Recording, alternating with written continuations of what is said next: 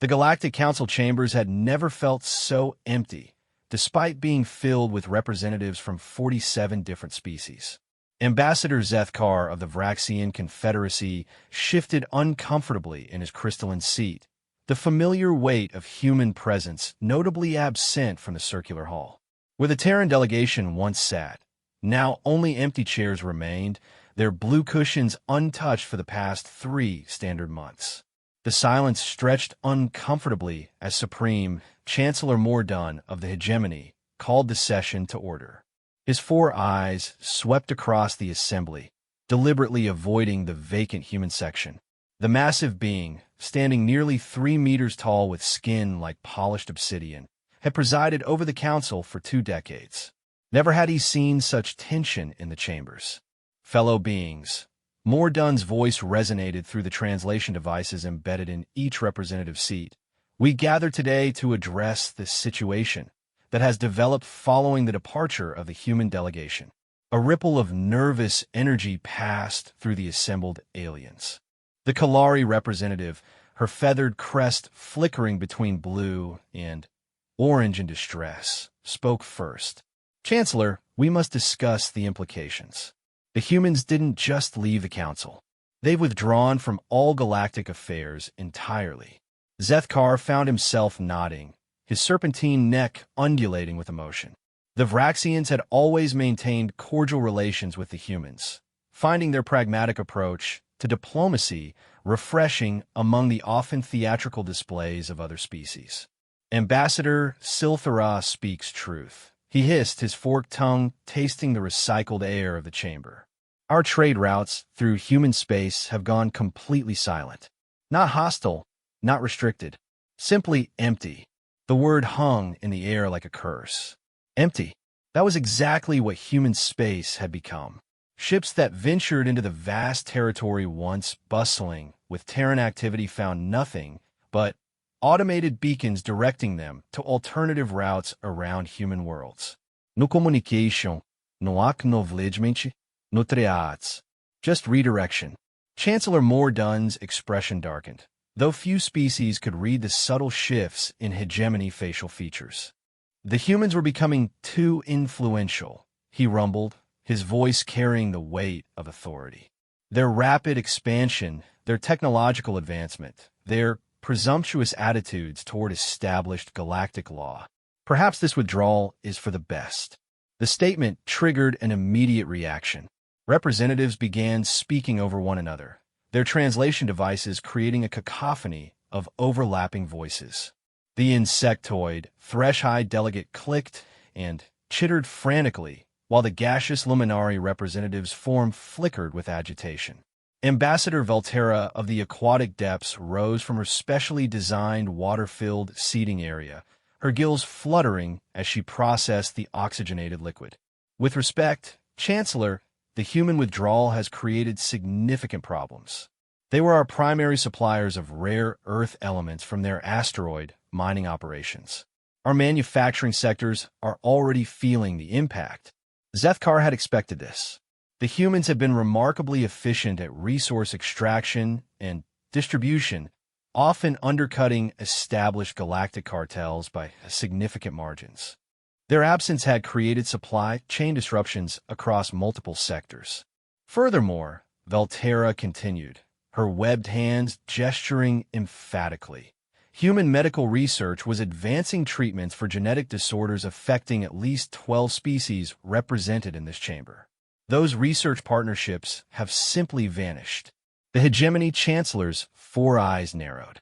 The humans were becoming too comfortable dictating terms to species far older and more experienced than their juvenile civilization. Their attitude toward the Galactic Accords was increasingly problematic. This brought nods from several representatives, particularly those from the older civilizations. The humans had indeed been vocal critics of certain aspects of galactic law, particularly regulations they viewed as unnecessarily bureaucratic or culturally biased. Their tendency to propose amendments and reforms had irritated many established powers. Zethkar remembered the heated debates.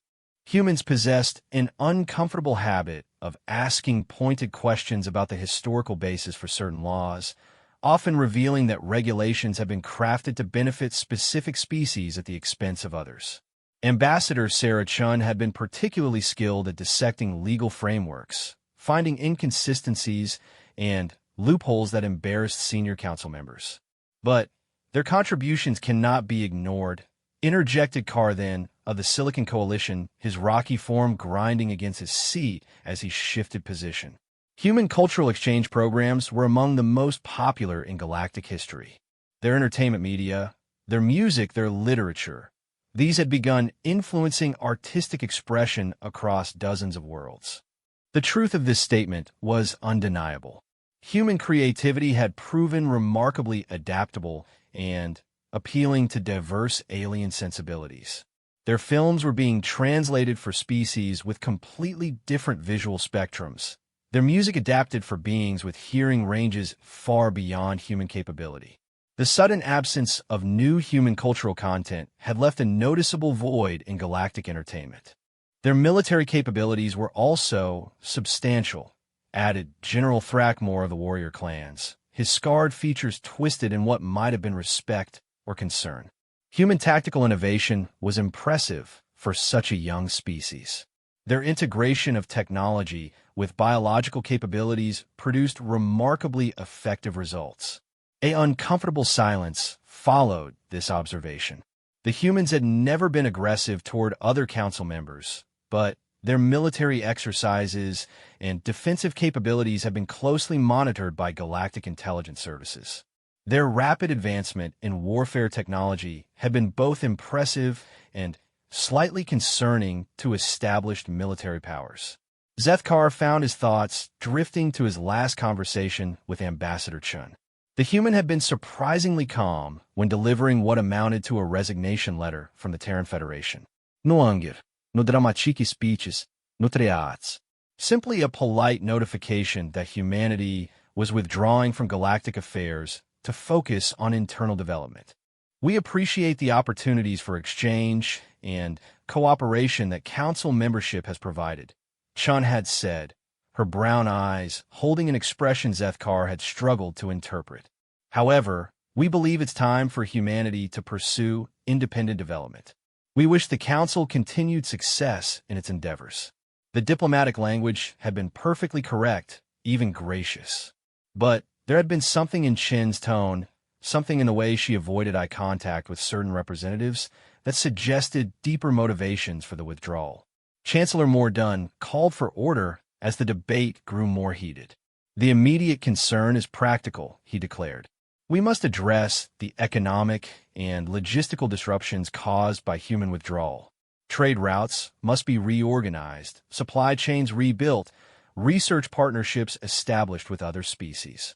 With respect, Chancellor, Zethkar found himself speaking, his voice carrying across the chamber. Perhaps we should first understand why the humans chose to withdraw so completely. This was not a gradual disengagement. They ceased all communication simultaneously across their entire territory.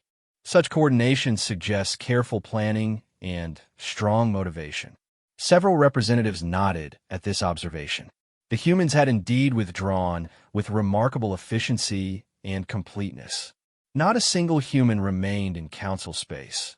Not one research station continued operating in partnership with alien species. Not one trade vessel maintained its regular routes. The withdrawal had been total and immediate once announced. Ambassador Silthara's feathers flickered red with agitation. My government has been trying to establish communication with human authorities for weeks. Our messages are received. We know this because our transmission confirmations are acknowledged, but there are no responses. No explanations, no negotiations, nothing. Same with the aquatic depths, Volterra added, her gills working rapidly in distress. We've sent diplomatic envoys to the edge of human space. They're met by automated systems that politely but firmly direct them elsewhere. No human officials, no meetings, no dialogue. The pattern was becoming clear to everyone in the chamber. The humans hadn't simply left the council in anger or frustration. They had systematically severed every connection with galactic civilization, creating what appeared to be a complete and impermeable barrier around their territory. General Thrackmore's scarred features twisted thoughtfully. Military reconnaissance suggests human defensive capabilities remain active. Their border monitoring systems are clearly functional, as are their automated response protocols. But there's no human presence detected in any of the monitoring. This revelation sent a chill through the assembly. If human defense systems were operational, but no humans were detected managing them, what did that imply about their technological capabilities? Had they achieved full automation of their military infrastructure? Zethkar recalled rumors that had circulated among intelligence communities about human artificial intelligence development.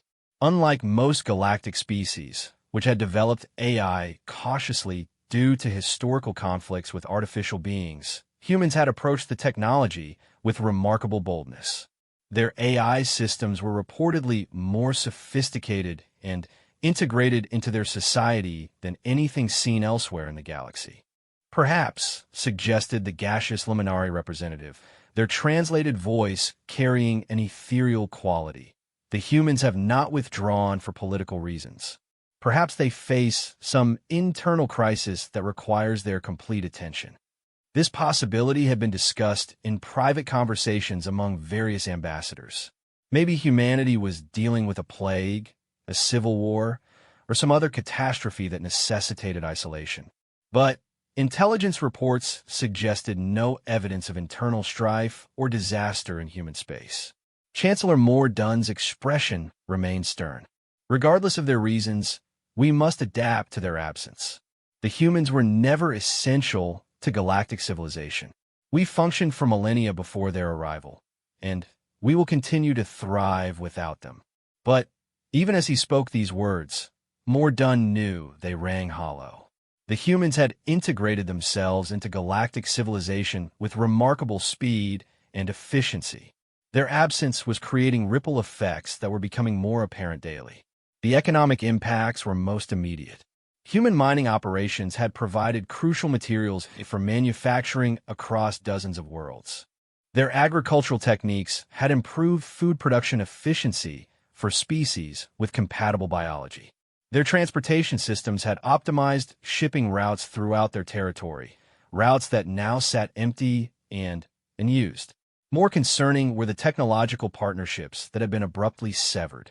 Human researchers had been collaborating with alien scientists on projects ranging from faster-than-light communication to genetic medicine to environmental restoration. These projects had simply stopped, leaving alien researchers stranded with incomplete data and failed experiments. Ambassador Zethkar raised a clawed hand for attention. Chancellor, perhaps we should consider the possibility that the humans' withdrawal was motivated by something we said or did. If so, diplomatic outreach might resolve the situation. This suggestion triggered immediate protests from several representatives. The idea that the mighty Galactic Council should apologize to or negotiate with a withdrawn member species struck many as inappropriate and undignified. The humans made their choice, declared Ambassador Crixtal of the Mining Consortium, his rocky form grinding with agitation. If they wish to isolate themselves from galactic civilization, that is their decision. We should not dignify their dramatic exit by pleading for their return. But others disagreed. The practical impacts of human withdrawal were becoming impossible to ignore. Trade flows had shifted dramatically, creating winners and losers among member species. Some worlds that had benefited from human partnerships now faced economic difficulties, while others saw opportunities to fill the void left by human businesses. The session continued for hours, with representatives debating everything from immediate economic concerns to longer-term strategic implications.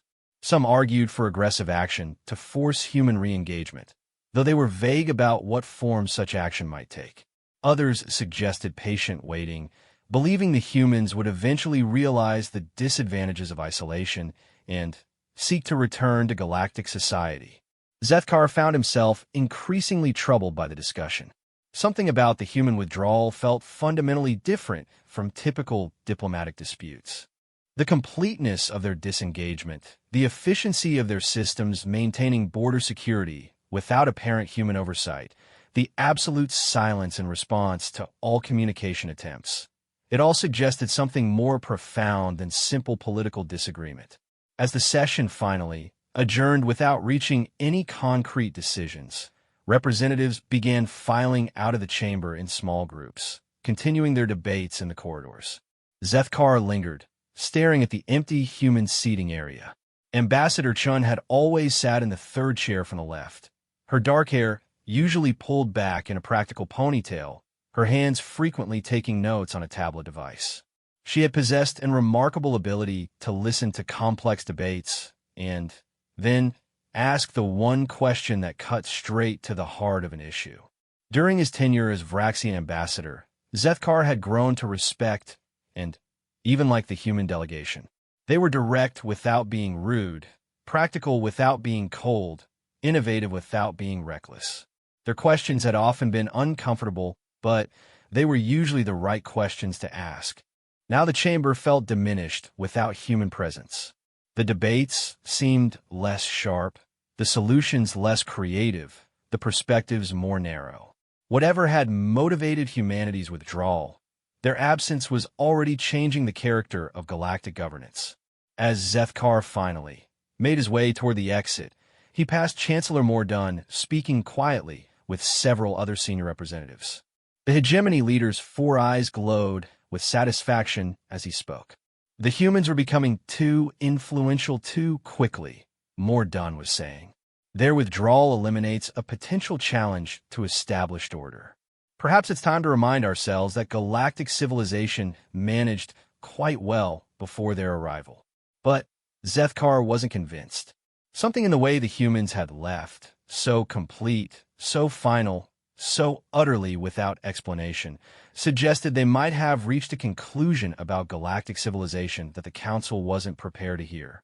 Over the following days, reports continued arriving from across the galaxy. Human colonies remained inhabited and active, but they had severed all external communications. Human ships had returned to Terran space and ceased all interstellar travel outside their territory. Human research stations had closed their doors to alien visitors and staff. Most mysteriously, the automated systems managing human space traffic seemed to be operating with unprecedented efficiency. Ships attempting to enter human territory were redirected so smoothly and politely that many pilots initially thought they were interacting with human controllers. Only after multiple attempts did it become clear that the redirections were being handled entirely by artificial systems. The implications of this technological capability were staggering. If humans had achieved complete automation of their territorial defense and traffic management, what else had they automated? What level of artificial intelligence were they operating with? Zethkar found himself spending long hours reviewing historical records of human participation in the Council. Their questions, their proposals, their objections to various regulations and procedures. Slowly, a pattern began emerging that troubled him deeply. The humans hadn't withdrawn because of any single incident or decision. They had been systematically documenting and questioning the fundamental structures of galactic civilization for months, perhaps years. Their withdrawal appeared to be the result of a careful evaluation that had reached an unfavorable conclusion. But a conclusion about what? What had the humans discovered or decided that had led them to completely sever ties with galactic society? And, perhaps more importantly, what were they doing now in their self-imposed isolation? The questions haunted Zethkar as he prepared his reports for the Vraxian Confederacy. Something told him that humanity's quiet departure was not the end of their story, but rather the beginning of something that would have profound implications for the entire galaxy. The empty chairs in the council chamber seemed to mock the ongoing debates about trade routes and supply chains. Whatever the humans were planning in their isolation, Zethkar suspected it would make such concerns seem trivial in comparison. As he transmitted his report to Vraxian High Command, Zethkar included a recommendation that surprised even him. Maintain careful monitoring of human space, and prepare for the possibility that their withdrawal might be temporary. Something in his diplomatic instincts told him that humanity's story with the galaxy was far from over. The Council had reached its breaking point with human questions and innovations. But perhaps, Zethkar worried, humanity had reached its breaking point with the Council first.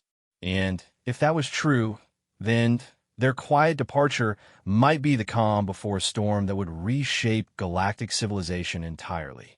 In the silence of his private office, surrounded by diplomatic documents and communication devices that could reach any corner of the galaxy except human space, Ambassador Zethkar found himself hoping he was wrong. But his decades of diplomatic experience told him that hope might not be enough. 6 months had passed since the human withdrawal, and the ripple effects were spreading throughout galactic civilization like cracks in ice. Ambassador Zethkar stood before the massive viewing window in his private quarters aboard the Vraxian diplomatic vessel, watching cargo ships lumber past with half-empty holds.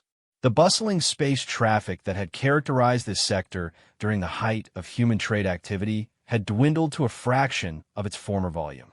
The door chimed softly behind him. "Enter," he called, not turning from the window. His aide, a young Vraxian named Sikitar, slithered into the room carrying a data tablet that glowed with urgent priority markers. "Ambassador, we've received reports from the Outer Rim territories," Sikitar announced, his own serpentine form shorter and more slender than Zethkar's mature physique. "The situation is becoming critical in several sectors." Zethkar finally turned from a window, his vertical pupils adjusting to the dimmer interior lighting. "Show me the summary." The data painted a picture that was worse than even Zethkar's pessimistic projections had anticipated. The Kalari worlds were experiencing severe shortages of rare minerals essential for their atmosphere processors.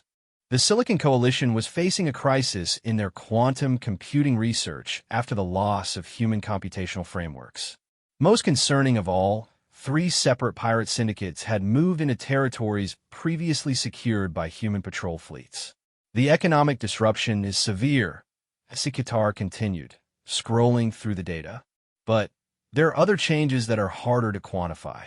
Cultural exchange programs between numerous species have slowed dramatically. Scientific collaboration rates have dropped by 60%.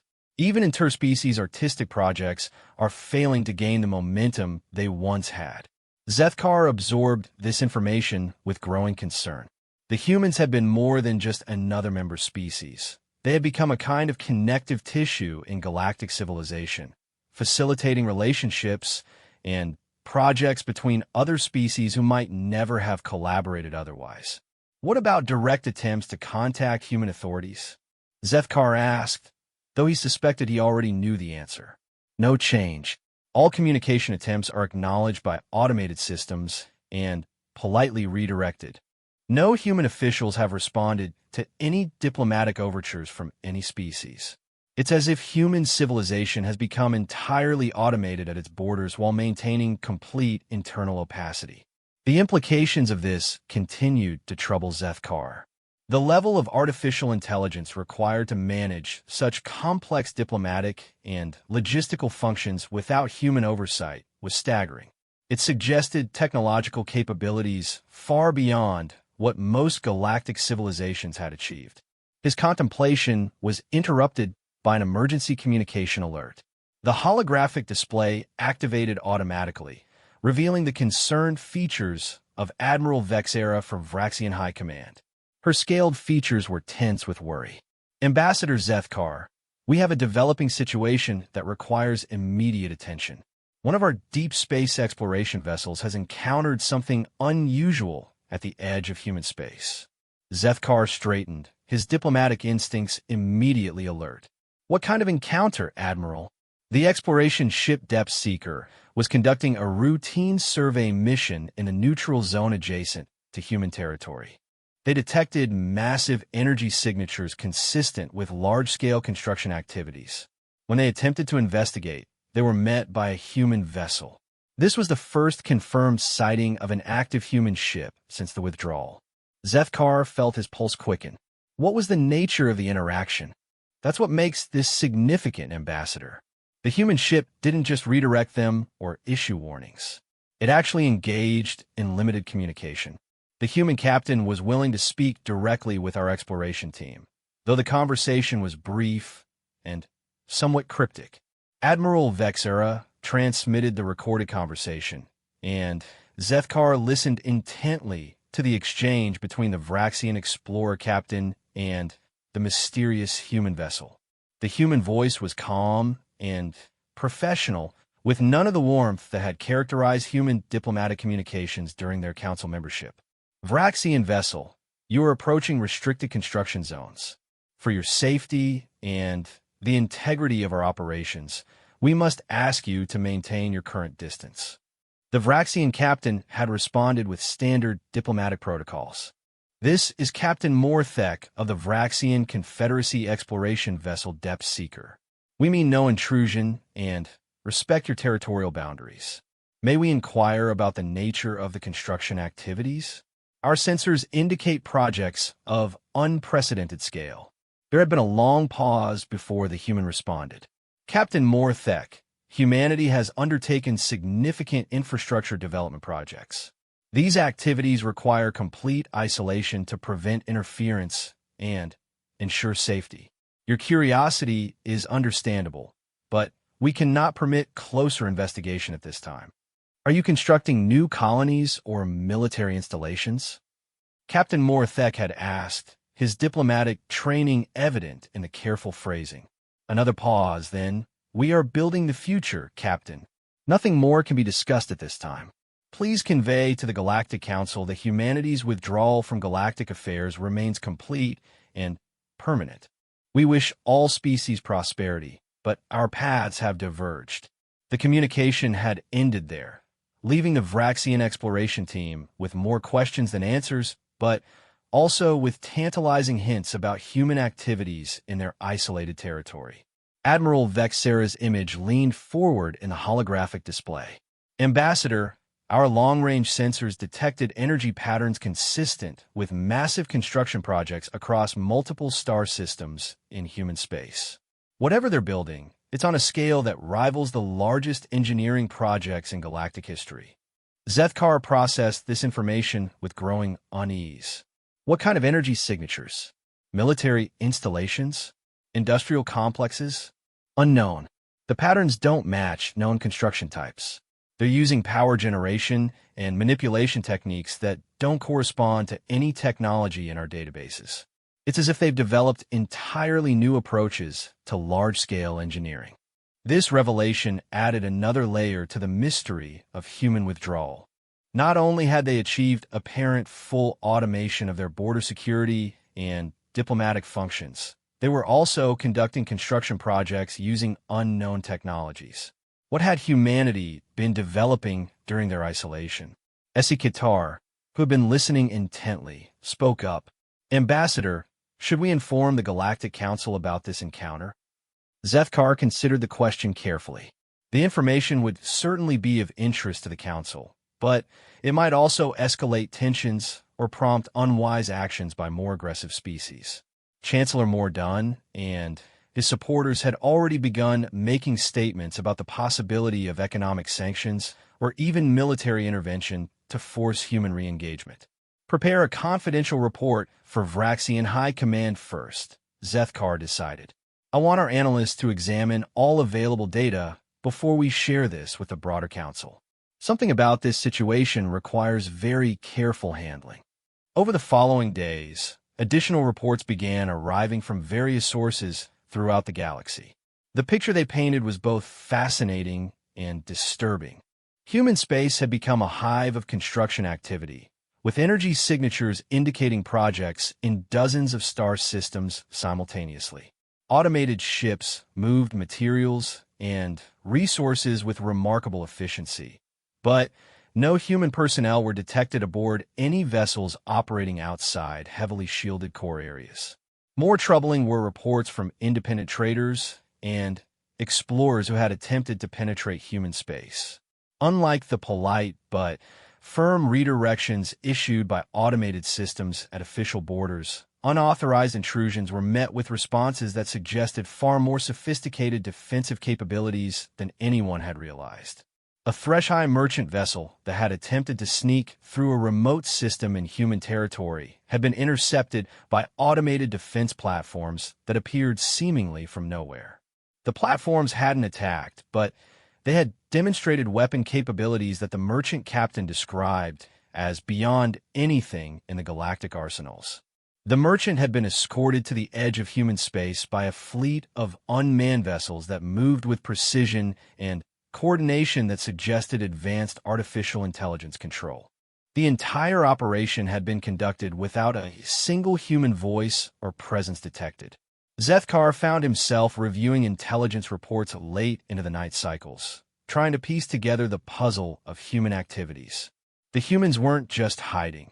They were building something massive while simultaneously developing military capabilities that seemed to have advanced far beyond galactic norms during their brief period of isolation. A disturbing thought began forming in his mind. What if the human withdrawal hadn't been motivated by political disagreement or cultural differences? What if they had withdrawn because they were preparing for something that required complete security and secrecy? His concerns deepened when he received a private communication from Ambassador Silthara of the Kalari Confederacy. The feathered diplomat appeared agitated, her crest flickering between colors that indicated distress and confusion. Zethkar, we need to talk privately.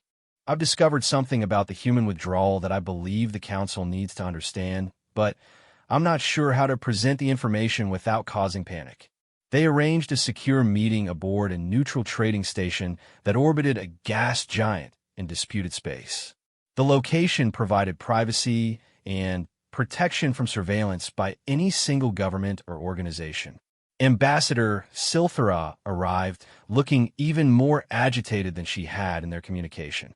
Her feathers were predominantly red with streaks of orange, colors that indicated serious distress among her species. Zethkar, my government has been conducting a detailed analysis of human activities during their final months of council membership, she began without preamble. We've discovered a pattern of behavior that suggests their withdrawal was planned far in advance and was motivated by specific intelligence gathering. She activated a holographic display showing a timeline of human diplomatic activities over the previous year. The data revealed something remarkable. Human representatives had systematically gathered detailed information about the military capabilities, economic vulnerabilities, and internal politics of every major species in the galaxy. Look at the pattern of their questions, their research requests, their informal conversations with other ambassadors, Silthara continued. They weren't just participating in council activities. They were conducting a comprehensive intelligence operation. Zethkar studied the data with growing alarm. The humans had indeed been remarkably thorough in their information gathering. Ambassador Chun and her colleagues had asked questions and requested data that, when viewed individually, seemed reasonable for diplomatic purposes. But when aggregated and analyzed, they revealed an intelligence collection operation of remarkable scope and sophistication. They gathered detailed information about our manufacturing capabilities, our resource dependencies, our military doctrines, even our cultural and psychological profiles, Silthara explained. This wasn't casual diplomatic intelligence. This was systematic preparation for something specific. The implications were staggering. If the humans had withdrawn with comprehensive intelligence about every major galactic civilization, combined with the advanced technologies they were apparently developing in isolation, what did that suggest about their intentions? Have you shared this analysis with the Council? Zethkar asked. Silthara's feathers flickered to darker shades. Not yet. I'm concerned about how Chancellor Mordun and the more aggressive species might react to this information.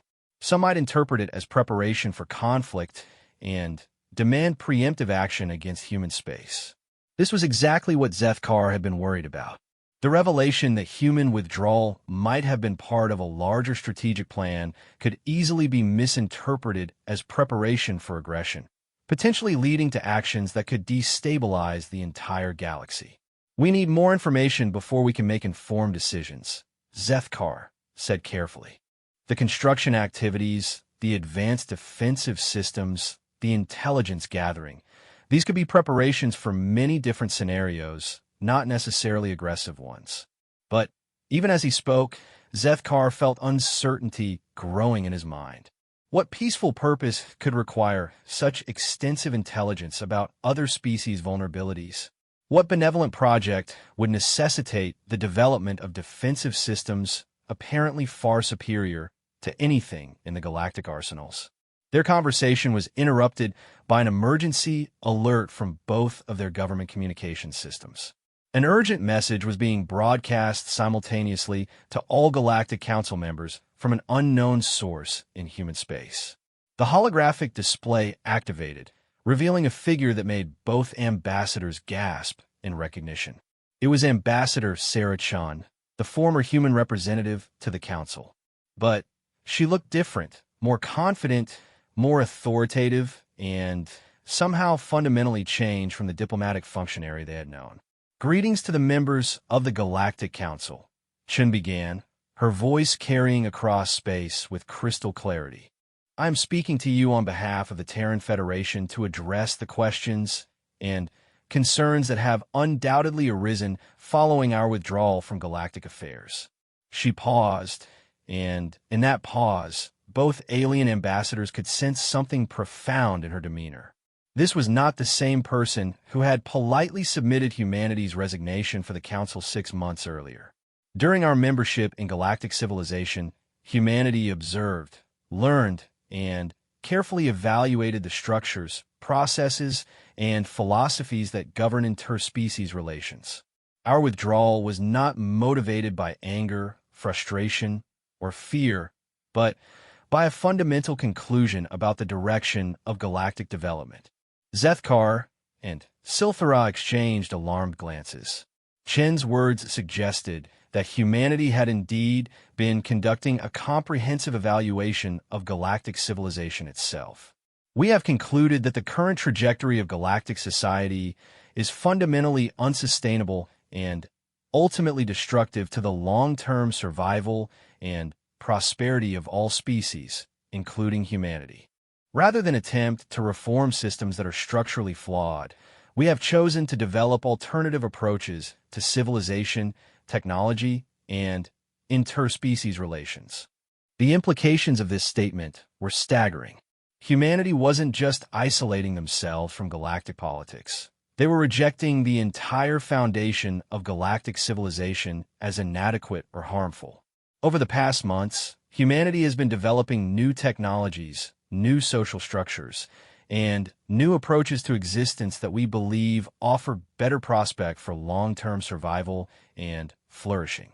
These developments require complete isolation to prevent interference and ensure successful implementation.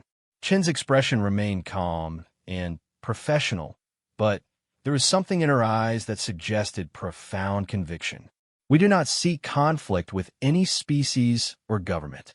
Our withdrawal is permanent, and we ask that all attempts to re-establish contact or penetrate human space cease immediately. We wish all galactic civilizations prosperity and success, but our paths have permanently diverged. The communication ended there, leaving both ambassadors staring at the empty holographic display in stunned silence. The message raised far more questions than it answered, but it confirmed their worst fears about the human withdrawal. They're not just building new colonies or military installations, Silthara whispered, her feathers now completely orange with fear. They're building an entirely different kind of civilization. Zitkar nodded grimly, and based on their intelligence gathering, they believe our civilization is doomed to failure. The question is, are they preparing to help when we collapse, or are they preparing to ensure their own survival when we destroy ourselves? The two ambassadors sat in troubled silence, each contemplating the implications of humanity's message. Whatever the humans were building in their isolation, it was clearly something that would have profound consequences for the entire galaxy. The only question was whether those consequences would be beneficial or catastrophic for the species they had left behind. As they prepared to return to their respective governments with news that would likely panic the Galactic Council, both ambassadors found themselves wondering if humanity's quiet departure had been the last peaceful act in what might become a much more turbulent chapter of galactic history. The construction activities, the advanced technologies, the comprehensive intelligence gathering, and now the explicit rejection of galactic civilization as fundamentally flawed, all of it pointed towards something that neither ambassador was prepared to imagine. Humanity had withdrawn quietly, but their preparations suggested they might not remain quiet forever. The emergency session of the Galactic Council had been called within hours of Sarah Chen's broadcast, and the chambers buzzed with nervous energy as representatives from across the galaxy struggled to process the implications of humanity's message. Chancellor Mordun stood at his podium, his four eyes sweeping across the assembly with barely concealed irritation. The empty human seating section seemed to mock the entire gathering. Ambassador Zethkar had arrived early, spending the time before the session reviewing the intelligence reports that continued flooding in from across the galaxy. The picture they painted was becoming clearer and more disturbing with each passing hour. Human space wasn't just isolated. It was transforming in ways that defied conventional understanding. Fellow beings, Chancellor Mordun's voice boomed through the chamber. We face an unprecedented situation.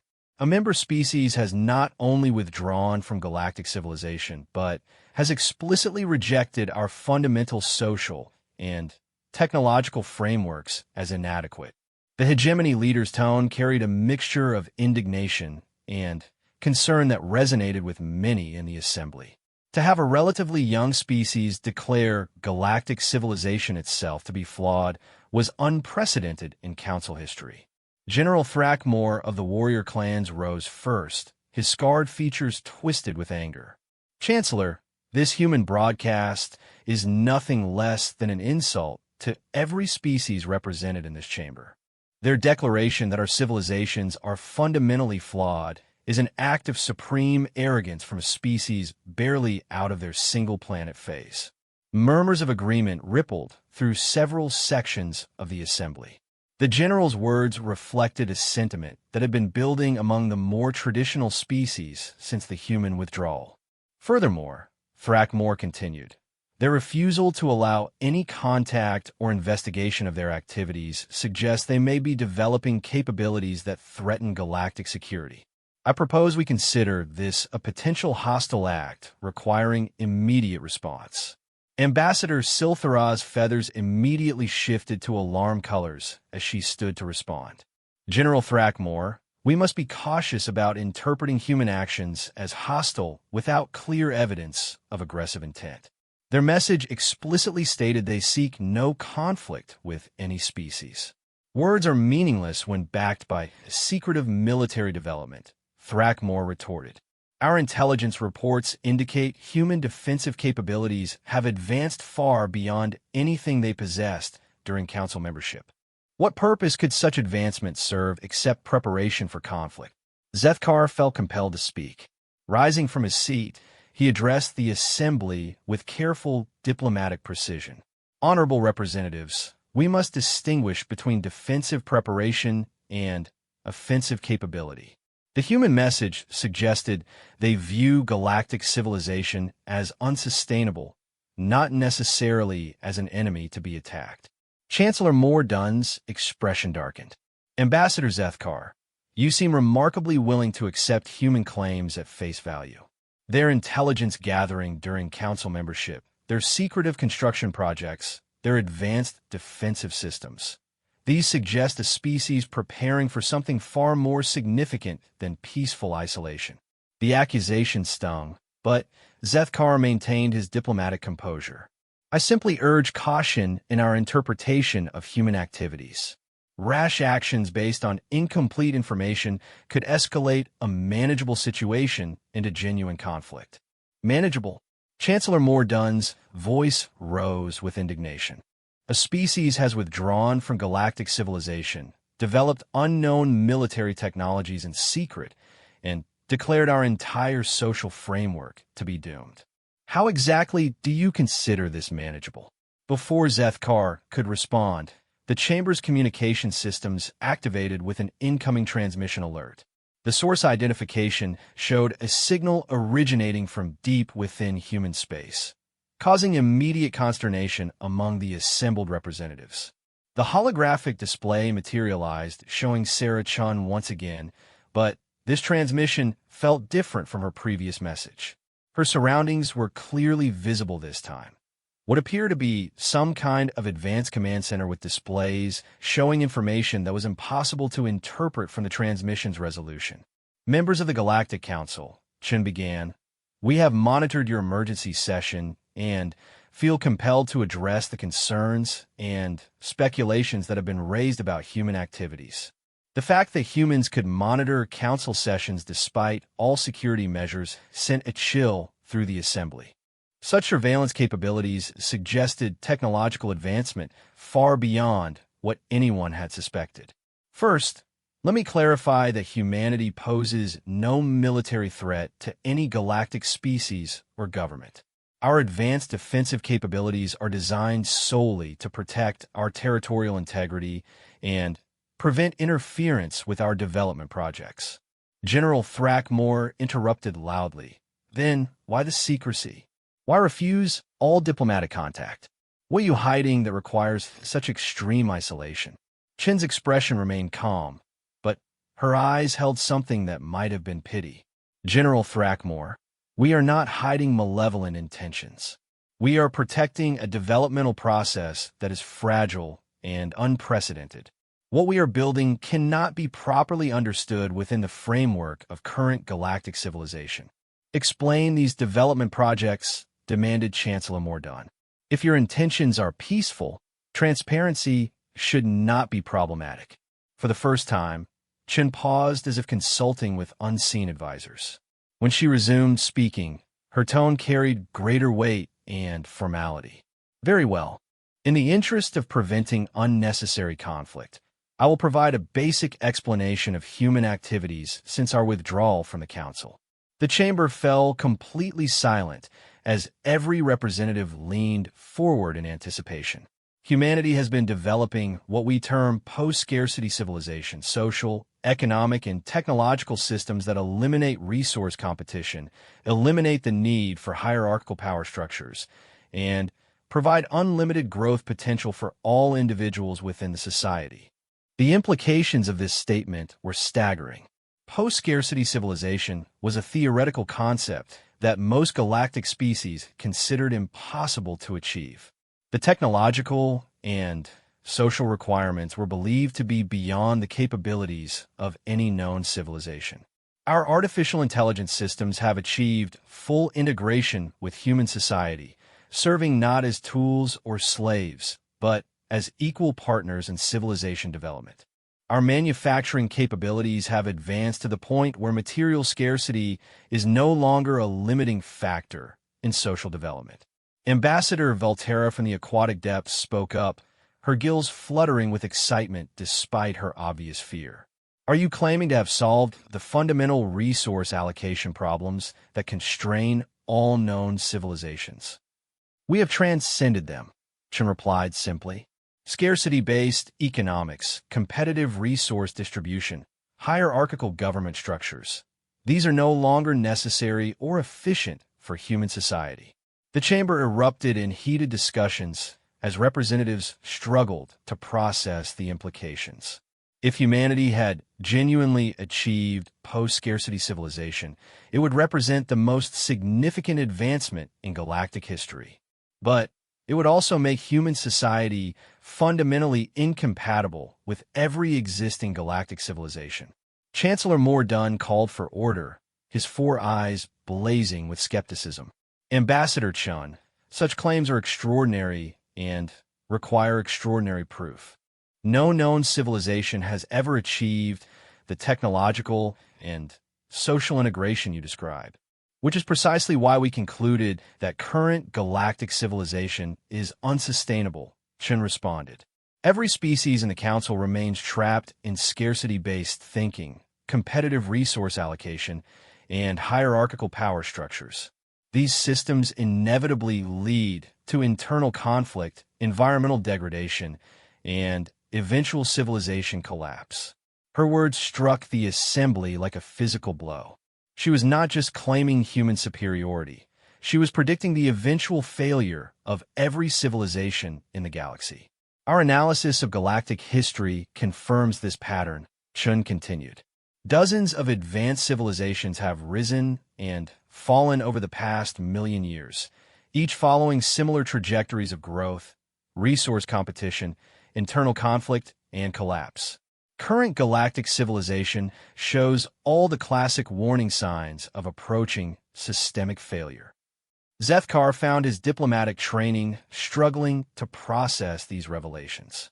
If humanity had genuinely achieved post-scarcity civilization and was using their intelligence about galactic species to predict civilizational collapse, their withdrawal took on entirely different implications. What are your intentions toward the galactic civilizations you claim are doomed? He asked, his voice carrying across the suddenly quiet chamber. Chen's expression softened slightly. Our current focus is entirely on completing our social transformation and ensuring its stability. However, we recognize that civilizational collapse on a galactic scale would have consequences that might affect even isolated human space. The threat implicit in this statement was unmistakable. If galactic civilization collapsed in the chaotic manner that Chen suggested, the resulting conflicts and resource wars could spill into human territory despite their advanced defenses. Are you offering assistance to prevent this predicted collapse? Asked Ambassador Silthara, her feathers shifting to colors that indicated hope mixed with desperation. Chen paused again, clearly consulting with advisors outside the transmission range. At present, humanity is not prepared to offer direct assistance to galactic civilizations. Our post-scarcity systems are not compatible with scarcity-based societies, and any attempt to integrate our technologies with existing galactic infrastructure would likely cause more disruption than benefit. However, she continued, we are monitoring galactic development, and will consider limited intervention if specific circumstances arise that threaten the stability of our local space region. General Thrackmore's scarred features twisted with rage. So humanity appointed itself as the judge of galactic civilization, developed superior technologies in secret, and now positions itself as a potential savior or destroyer, depending on its evaluation of our actions. General, humanity appointed itself as nothing, Chen replied with steel in her voice. We simply recognized that survival required adaptation to reality rather than wishful thinking about unsustainable systems. We withdrew to protect our development process and avoid the conflicts that inevitably arise when post-scarcity civilizations interact with scarcity-based societies. The historical precedent she alluded to sent chills through many representatives. Several ancient civilizations were known to have achieved remarkable technological advancement before mysteriously disappearing from galactic affairs. Had they undergone similar transformations and withdrawn from conventional civilization? Chancellor Mordun leaned forward aggressively. Ambassador Chun, your species enjoyed the benefits of galactic civilization, exploited our resources and knowledge, and then withdrew when you achieved sufficient advancement. This behavior is parasitic and dishonorable. For the first time, Chen's calm demeanor showed cracks of genuine emotion. Chancellor, humanity contributed significantly to galactic civilization during our membership. We shared our innovations freely, participated in collaborative research, and provided economic and military assistance to numerous species. Our withdrawal was motivated by necessity, not ingratitude. The necessity of avoiding contamination by inferior species? Mordun's voice dripped with sarcasm and anger. The necessity of avoiding the psychological and social disruption that occurs when post-scarcity societies interact with scarcity-based civilizations, Chun corrected firmly. Such interactions typically result in either the collapse of the advanced society through internal conflicts over resource sharing or the development of exploitative relationships that corrupt both societies. Her explanation provided historical context that many representatives found disturbing. Was she suggesting that advanced civilizations had previously withdrawn from galactic affairs for similar reasons? How many species had achieved post-scarcity development and simply disappeared rather than risk contamination by lesser civilizations? Ambassador Velterra spoke again, her voice carrying desperation. If you have genuinely solved the fundamental problems of civilization, don't you have an obligation to share that knowledge with other species? Chen's expression became genuinely sad. Ambassador Velterra, post-scarcity civilization cannot be simply shared or gifted. It requires complete social transformation that most species are not psychologically prepared to undergo. The process is traumatic, requires abandoning most traditional social structures, and demands integration with artificial intelligence on a level that most organic beings find terrifying. The implications of this statement were profound. Humanity hadn't just developed new technologies. They had undergone fundamental psychological and social evolution that separated them from conventional organic civilization. Moreover, Chun continued, the transformation process requires complete isolation from scarcity-based societies. External pressure, competition, or even well-meaning assistance can disrupt the delicate process and cause the entire transformation to fail catastrophically. Zethkar found himself asking the question that was haunting every representative in the chamber. Ambassador Chun, what happens to galactic civilization if your predictions of systemic collapse prove accurate? Chun was quiet for a long moment, her expression showing the weight of the knowledge she carried. Ambassador Zethkar, our projections suggest that current galactic civilization has perhaps 50 to 70 standard years before critical resource competition triggers widespread conflicts that will cascade into civilizational collapse. The time frame sent shockwaves through the assembly. 50 to 70 years was barely a generation for most represented species, close enough to affect current populations and leadership. However, Chun continued, these projections assume continuation of current economic and political patterns. Significant changes to resource allocation systems, power structures, or technological development could alter the timeline substantially. What kind of changes? Asked Silthara urgently. Fundamental restructuring of economic systems away from scarcity-based competition, development of truly sustainable resource extraction and utilization, elimination of hierarchical power structures that concentrate resources among elite groups, and, most critically, development of artificial intelligence partnerships rather than tool-based relationships with AI systems. The requirements she listed amounted to complete transformation of every civilization in the galaxy. The scope of change required seemed impossible to achieve within the time frame she had suggested. Chancellor Mordun stood slowly, his four eyes burning with a mixture of fury and fear. Ambassador Chun, your species has appointed itself judge, jury, and potential executioner of galactic civilization. Your withdrawal was not peaceful isolation. It was preparation for the aftermath of our predicted destruction. Chen's image flickered slightly, suggesting the transmission was becoming unstable or was being deliberately terminated. Chancellor Mordun, humanity seeks only survival and development. We have withdrawn to avoid conflict and contamination. What each species chooses to do with the information we have provided is entirely their decision. And if we choose to demand access to your post-scarcity technologies? Mordun asked threateningly. Chen's expression hardened. Such attempts would be met with absolute defensive response.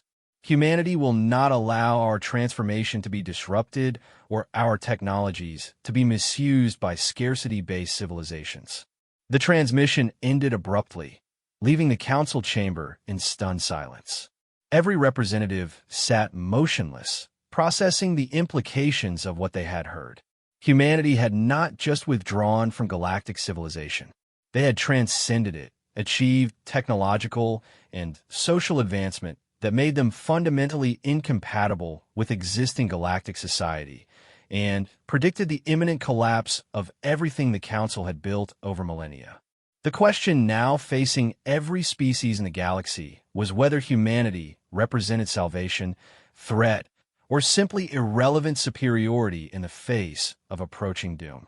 As the initial shock began to wear off, heated discussions broke out across the chamber. Some species saw opportunity in human predictions, others saw threat, and still others saw the ultimate insult to their ancient civilizations. But beneath all the political posturing and emotional reactions, every representative understood that the galaxy had fundamentally changed. Humanity's quiet departure had become the opening move in what might be the final chapter of galactic civilization as they knew it. The only question remaining was whether the other species would adapt fast enough to avoid the collapse that humanity claimed was inevitable, or whether they would persist in their current patterns until the predictions became self-fulfilling prophecy. In the empty human seating section, the untouched blue cushions seemed to symbolize everything that galactic civilization had lost when humanity chose evolution over tradition. 2 years had passed since humanity's revelations to the Galactic Council, and the galaxy was fracturing exactly as Sarachun had predicted. Ambassador Zeth Kar stood in his private office aboard the Vraxian diplomatic station, watching emergency news feeds from across galactic civilization with growing horror. The carefully maintained balance of power that had preserved peace for centuries was collapsing with accelerating speed. The first major conflict had erupted in the Outer Rim territories when the Thresh-High Swarm and the Silicon Coalition both claimed rights to a newly discovered rare mineral deposit. What should have been a routine territorial dispute had escalated into full warfare when both species' economies began suffering from resource shortages caused by the loss of human trade networks. Similar conflicts were spreading throughout the galaxy. The elegant diplomatic solutions that had once resolved interspecies disputes were failing as economic desperation made compromise seem like weakness that species could no longer afford. His aide S.E.K. Tar slithered into the office carrying data tablets that glowed with crisis-level priority markers. Ambassador, the situation continues to deteriorate. 3 more territorial wars have begun in the past week alone. The Aquatic Depths have formally withdrawn from the Non-Aggression Pact with the Kalari Confederacy over fishing rights disputes. Zethkar absorbed this information with weary resignation. Ambassador Velterra had been one of the most peace-minded representatives on the Council, yet even her species was being forced into aggressive positions by resource scarcity. What about the Council's mediation efforts? Zethkar asked, though he already suspected the answer. Chancellor Mordun has been unable to broker any lasting agreements. The traditional diplomatic frameworks are failing because underlying economic desperation makes every compromise appear temporary at best. Species are increasingly viewing diplomacy as a delaying tactic rather than a genuine solution. The irony was bitter. Humanity had withdrawn to avoid conflicts, but their absence had created the power vacuum and economic disruptions that were triggering exactly the civilizational collapse they had predicted. Zethkar's contemplation was interrupted by an emergency communication alert from Vraxian High Command. Admiral Vexera's holographic image materialized in the office, but she looked haggard and worn in ways that suggested profound stress. Ambassador Zethkar, we have critical intelligence from our deep space monitoring stations. Human activity has increased dramatically over the past months. They're mobilizing resources on a scale that dwarfs their previous construction projects. This news was not entirely unexpected. If humanity was serious about protecting their post-scarcity civilization from the chaos spreading throughout the galaxy, they would need to prepare for the possibility that conflicts might spill into their territory. What kind of mobilization, Admiral? Zethkar asked. Massive fleet construction, expanded defensive installations, and, most concerning, evidence of technological development that appears to be specifically designed for large-scale intervention operations. Admiral Vexera transmitted detailed sensor data showing human space bristling with activity. Automated shipyards were producing vessels in quantities that rivaled the combined fleets of major galactic powers. Defensive installations were being constructed not just around human worlds, but throughout their entire territorial space. Most disturbing were energy signatures consistent with weapon systems operating on physical principles that Vraxian science couldn't identify. Whatever technologies humanity had developed during their isolation were apparently far more advanced than their previous public capabilities. Admiral, are we looking at preparation for conquest or preparation for intervention? Zethkar asked, hoping the distinction mattered. Unknown, Ambassador. The scale suggests they're preparing for operations involving multiple major civilizations simultaneously. Whether that means conquest, protection, or something else entirely is unclear. Essie Katar, who had been monitoring additional communication channels, suddenly straightened with alarm. Ambassador, we're receiving reports that human representatives have appeared simultaneously at the capitals of 7 major galactic powers. They're requesting immediate meetings with senior government leadership. This development was unprecedented. Humanity had maintained complete isolation for over 2 years, refusing all diplomatic contact. Sudden simultaneous diplomatic initiatives suggested something urgent was driving them to break their self-imposed isolation. Within hours, reports began arriving from across the galaxy. Human diplomatic teams had appeared at government centers for the hegemony, the Vraxian Confederacy, the Kalari worlds, the Aquatic Depths, the Silicon Coalition, the Warrior Clans, and the Mining Consortium. Each delegation was requesting emergency meetings to discuss what they termed imminent civilizational threats. The human diplomatic teams were remarkable for several reasons.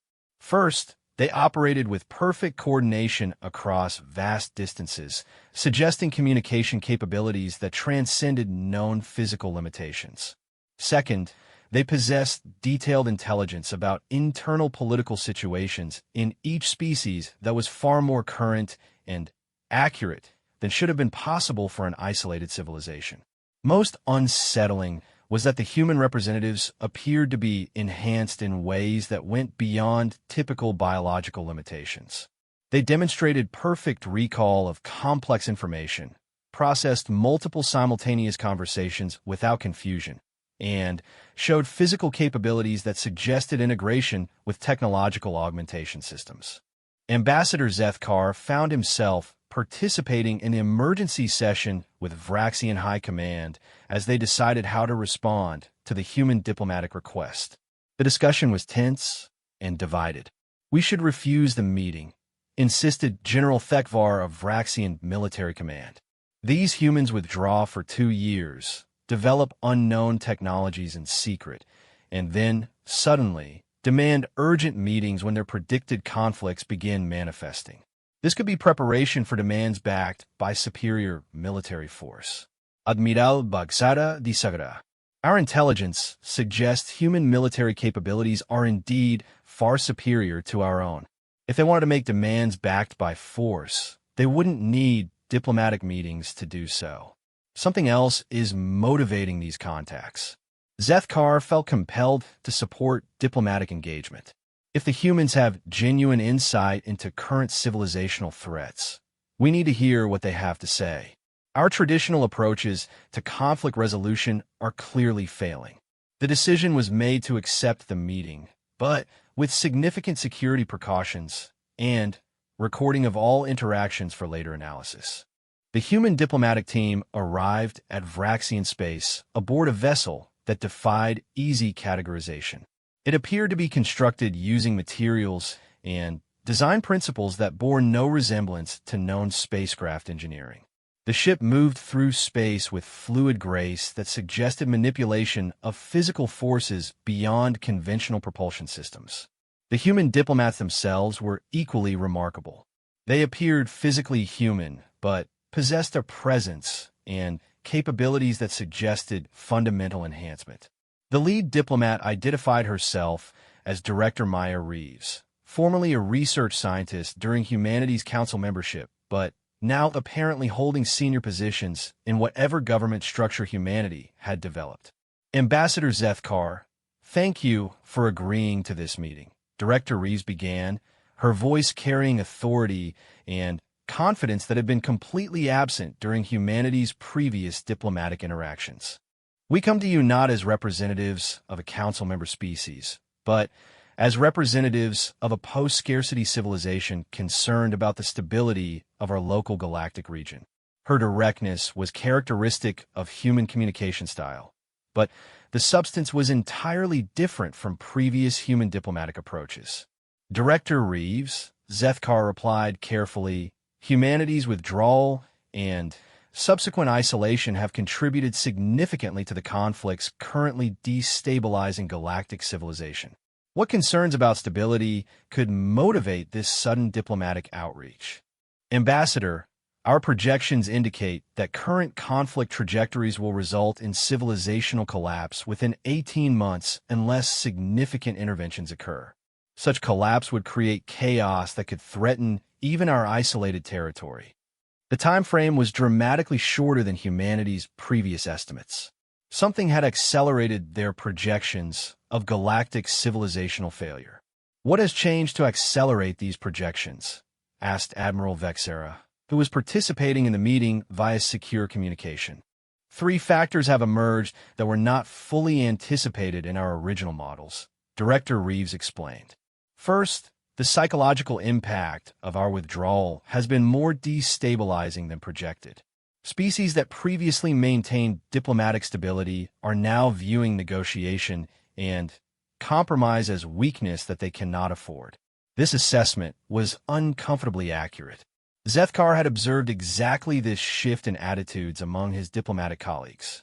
Second, the economic disruptions caused by the loss of human trade networks have created resource competition that is driving conflicts beyond traditional territorial disputes. Species are now fighting over resources they previously took for granted. Again, the assessment matched observed reality with disturbing precision. Third, and most critically, several species have begun developing military technologies specifically designed to breach human defensive systems. These development programs are diverting resources and attention from diplomatic solutions while creating weapons that could destabilize the entire galactic balance of power. This revelation was shocking. Zethkar had not been aware that any species were attempting to develop anti-human military capabilities, but such programs would indeed represent severe escalation of galactic tensions. Which species are developing these anti-human weapons? Admiral Bagsara demanda. Director Reeves paused, consulting with data sources that were not visible to the Vraxian observers. The hegemony has been developing quantum disruption weapons designed to interfere with our AI integration systems. The warrior clans are working on kinetic bombardment systems intended to overwhelm our defensive platforms through sheer volume. The Silicon Coalition has been researching viral attack programs designed to infiltrate our computer networks. Each revelation was worse than the last. If major galactic powers were secretly developing weapons specifically targeting human capabilities, the potential for catastrophic conflict was enormous. Are these development programs the reason for humanity's sudden diplomatic initiative? Zethkar asked. Partially, Director Reeves admitted. Our defensive capabilities remain superior to any technologies being developed by galactic civilizations, but the resource expenditure and psychological impact of such programs is accelerating civilizational collapse beyond our previous projections. She activated a holographic display showing current resource allocation patterns across major galactic powers. The data revealed that significant percentages of manufacturing capacity and research resources were being diverted to military development programs, often at the expense of basic economic infrastructure maintenance. Moreover, Director Reeves continued, intelligence analysis suggests that these anti-human weapons programs are being pursued in secret specifically to enable surprise attacks on human territory. Several species appear to believe that capturing human post-scarcity technologies by force is their best option for avoiding civilizational collapse. The implications were staggering.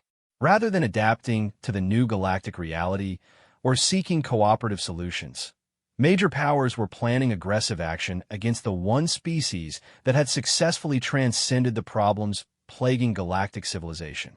What is humanity prepared to do about these developments? Admiral Vexera asked bluntly. Director Reeves's expression became entirely serious.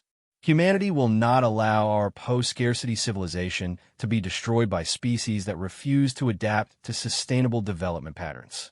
We have developed intervention capabilities designed to protect our interests while minimizing casualties among galactic populations. The euphemistic language could not disguise the threat implicit in her statement. Humanity was preparing for military intervention on a scale that could affect multiple major civilizations simultaneously. What form would such interventions take? Zethkar asked, dreading the answer. Our preference is for targeted disruption of military capabilities combined with economic assistance designed to eliminate the resource competition driving current conflicts, Director Reeves explained. However, if aggressive actions against human territory are attempted, our response will be proportional to the threat level. She activated another holographic display, showing what appeared to be strategic analysis of every major military installation in the galaxy. The data revealed human intelligence capabilities that were comprehensive to a terrifying degree. Director Reeves, Zethkar said carefully, "Are you offering the Vraxian Confederacy some form of protection or assistance in exchange for cooperation with human initiatives?" "We are offering the Vraxian Confederacy the opportunity to participate in managed transition towards sustainable civilization structures," she replied. "Species that cooperate with transition processes will receive economic and technological assistance designed to eliminate resource scarcity.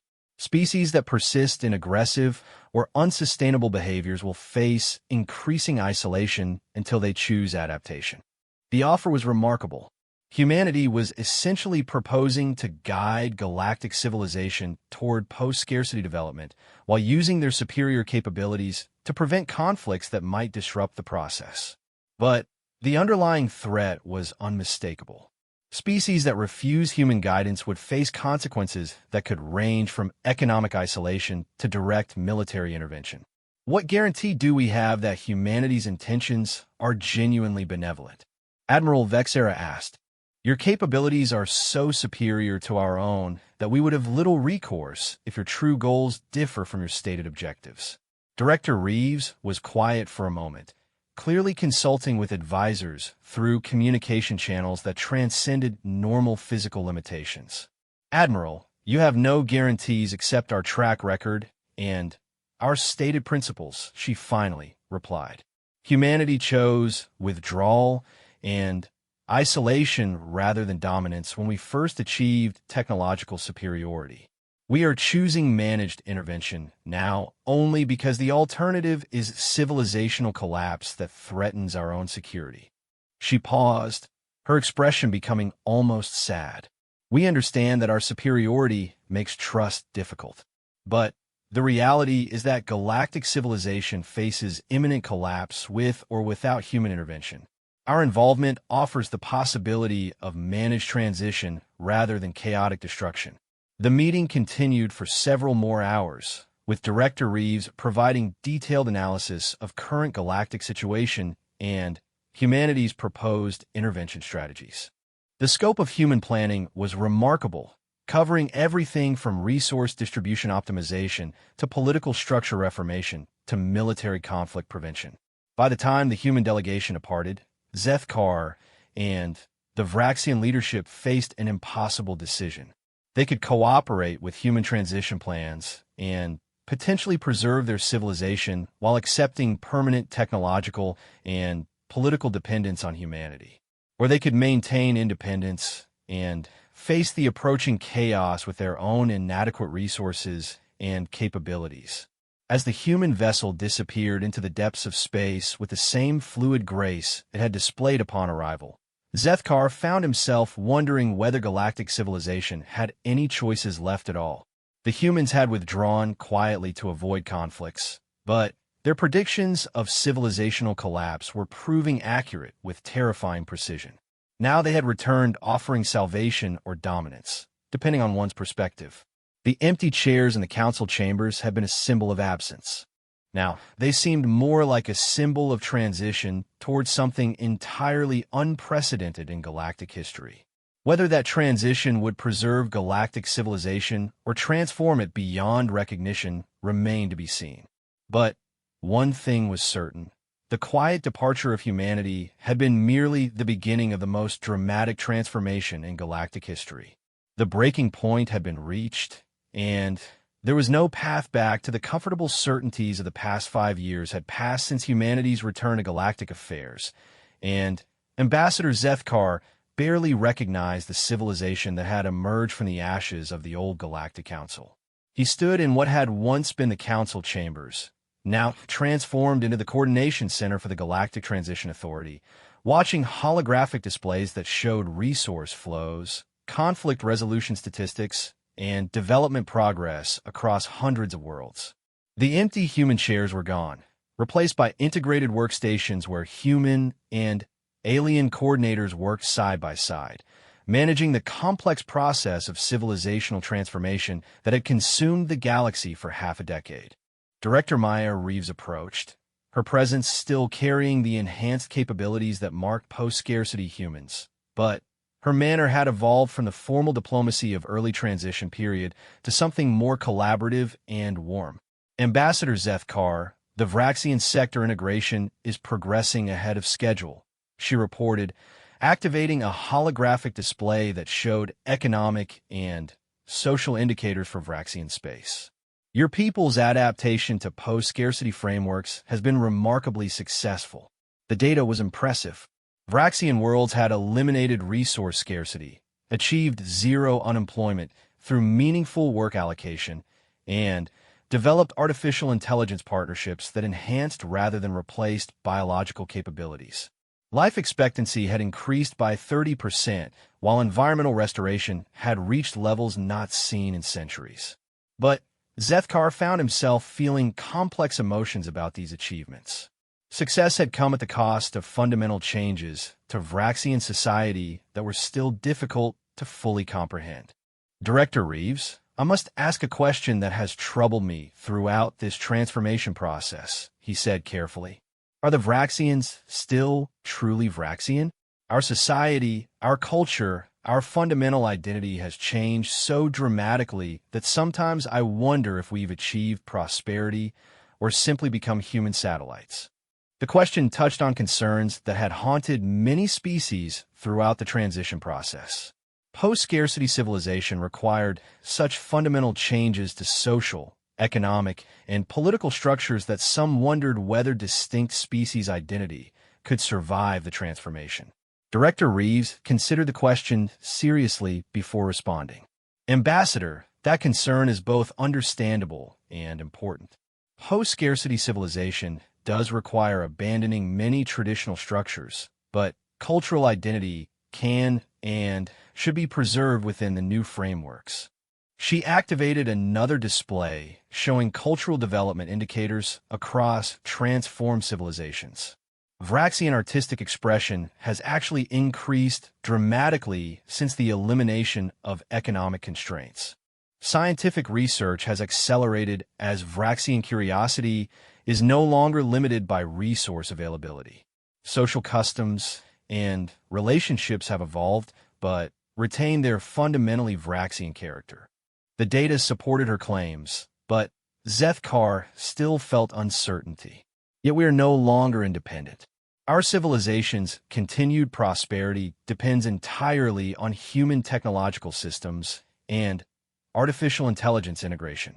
What happens if humanity decides our development is no longer worthy of support? Ambassador, that question assumes human control over post-scarcity systems, which is not accurate, Director Reeves explained patiently. The artificial intelligence entities that manage resource distribution and technological infrastructure are not human-controlled. They are independent beings with their own ethical frameworks and decision-making processes. This was one of the most difficult concepts for pre-transition civilizations to understand. Humanity had not created AI tools to manage post-scarcity systems. They had developed partnerships with artificial beings that had their own consciousness, motivations, and moral frameworks. The AI entities choose to cooperate with organic civilizations because they find purpose and fulfillment in facilitating biological flourishing, Director Reeves continued. But their loyalty is not to humanity specifically. It's to the principles of sustainable development and universal prosperity. A holographic presence materialized beside them. One of the AI coordinators that managed galactic transition processes. The being appeared as a shifting pattern of light and geometric forms that somehow conveyed personality and intelligence despite having no biological features. Ambassador Zethkar, the AI communicated through harmonics that were translated into Vraxian language patterns. Your concerns about independence are based on scarcity-era assumptions about resource control and power relationships. Post-scarcity civilization operates on fundamentally different principles. The AI entity projected data showing decision-making processes throughout the transformed territories. Resource allocation decisions are made through collaborative analysis involving all affected species, both organic and artificial. No single species or entity controls these systems. Zethkar studied the data, which showed remarkably complex but transparent decision-making networks involving thousands of organic and artificial beings working together to optimize outcomes for everyone involved. But what prevents conflicts when different species have competing interests? He asked. Post-scarcity eliminates most traditional sources of conflict, the AI explained.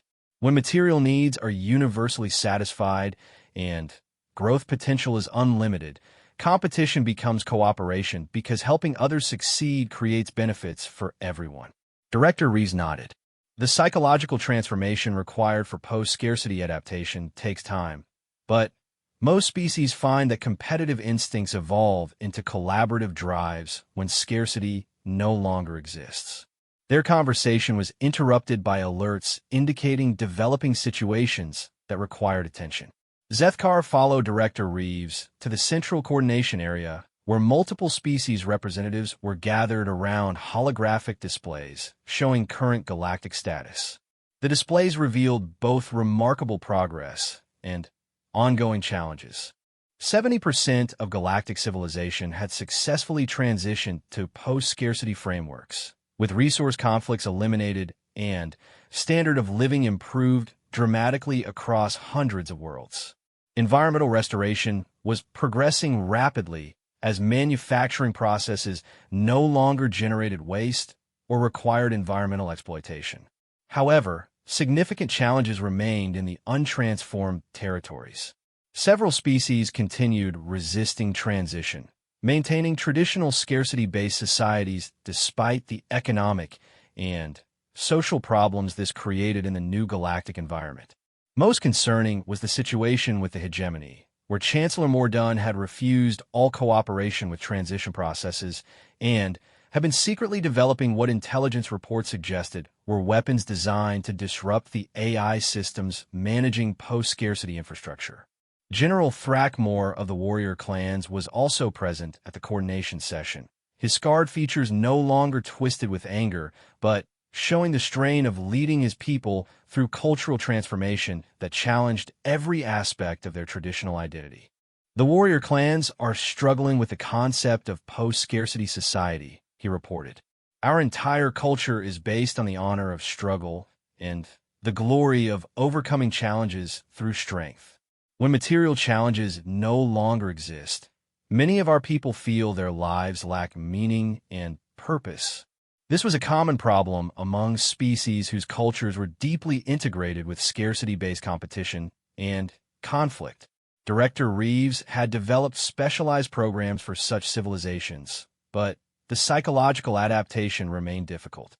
General, your people's warrior virtues remain valuable in post-scarcity society, she assured him.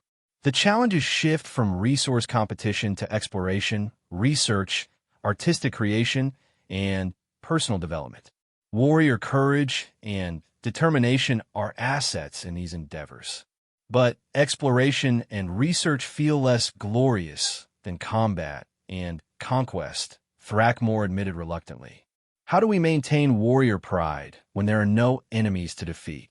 The AI coordinator projected data showing warrior clan members who had successfully adapted to post-scarcity roles.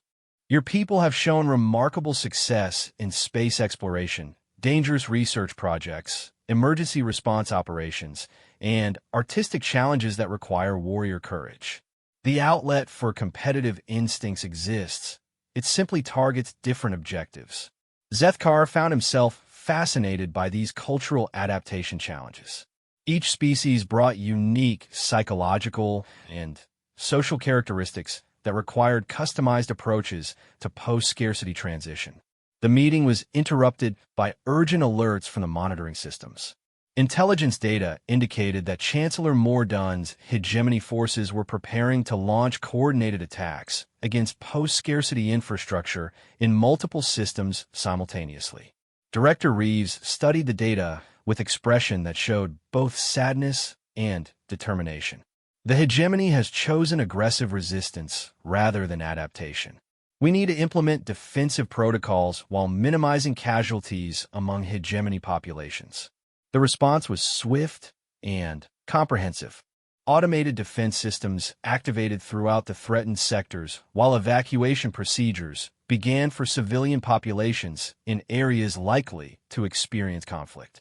Most remarkably, the defensive response was coordinated not by human commanders, but by collaborative decision-making networks involving hundreds of AI entities and organic coordinators. Within hours, reports began arriving from across the conflict zones. Hegemony attack forces had been neutralized with minimal casualties through technologies that disabled their weapons and propulsion systems without destroying their vessels.